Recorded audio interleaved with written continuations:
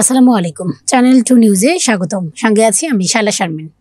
দেশের স্বাধীনতা ও গণতন্ত্রের বিরুদ্ধে ষড়যন্ত্রের প্রতিবাদে সচেতনতামূলক প্রতিবাদ সভা করেছেন ঢাকা মহানগর উত্তর বিএনপি। সোমবার বিকেলে রাজধানীর উত্তরা ৩ নং সেক্টর শহীদ মুগ্ধ মঞ্চে প্রতিবাদ সভায় প্রধান অতিথি হিসেবে উপস্থিত ছিলেন ঢাকা ১৮ আসনের সংসদ সদস্য হিসেবে বিএনপির মনোনয়ন প্রত্যাশী মহানগর উত্তর বিএনপি যুগ্ম আহ্বায়ক মোহাম্মদ আফাজ উদ্দিন। বিকেল ৫টায় অনুষ্ঠিত প্রতিবাদ সভা ঢাকা মহানগর উত্তর বিএনপি থানা ওয়ার্ড থেকে খণ্ড খণ্ড মিছিল এসে বিশাল জনসমুদ্রে পরিণত করেছে। প্রধান অতিথির বক্তব্যে মোহাম্মদ আফাজ উদ্দিন বলেছেন, আমার গত কিছুদিন যাবৎ লক্ষ্য করেছি বাংলাদেশে বিভিন্ন জায়গায় অগ্নি সন্ত্রাস ও ষড়যন্ত্রের জাল শুরু হয়েছে। তাই আমাদের সকলকে ঐক্যবদ্ধ থাকতে হবে। কোনো ষড়যন্ত্র যেন আগামী নির্বাচনকে বিঘ্নিত না করতে পারে, এজন্য আমাদের সকলকে সজাগ থাকতে হবে। আমরা লক্ষ্য করলাম বিভিন্ন জায়গায় যে আগুন সন্ত্রাস শুরু হয়েছে। সবচেয়ে ভয়াবহ বিষয়, জিয়া আন্তর্জাতিক এয়ারপোর্ট যেটা ছিল, সেই জিয়া আন্তর্জাতিক বিমানবন্দরে ভয়াবহ অগ্নিকাণ্ডের ঘটনা ঘটেছে গত 2 দিন আগে।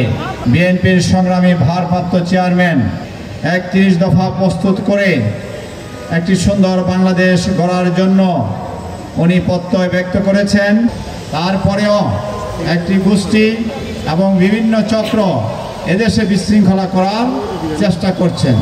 আমাদের সকলকে ঐক্যবদ্ধ থাকতে হবে।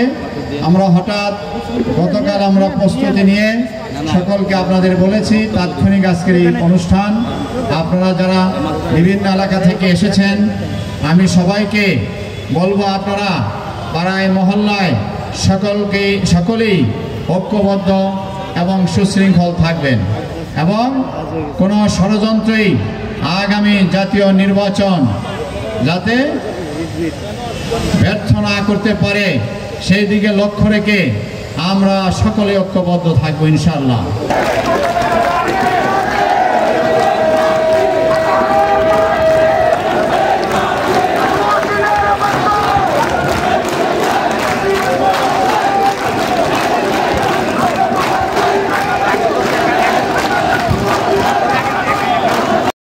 আলোচনা শেষে মোহাম্মদ আফাজ উদ্দিন সাথে নিয়ে উত্তরা এলাকার পথে পথে সাধারণ মানুষ, দোকানদার ও ব্যবসায়ীদের মাঝে বিএনপির রাষ্ট্র কাঠামো মেরামতের ৩১ দফা কর্মসূচি লিফলেট বিতরণ করেন।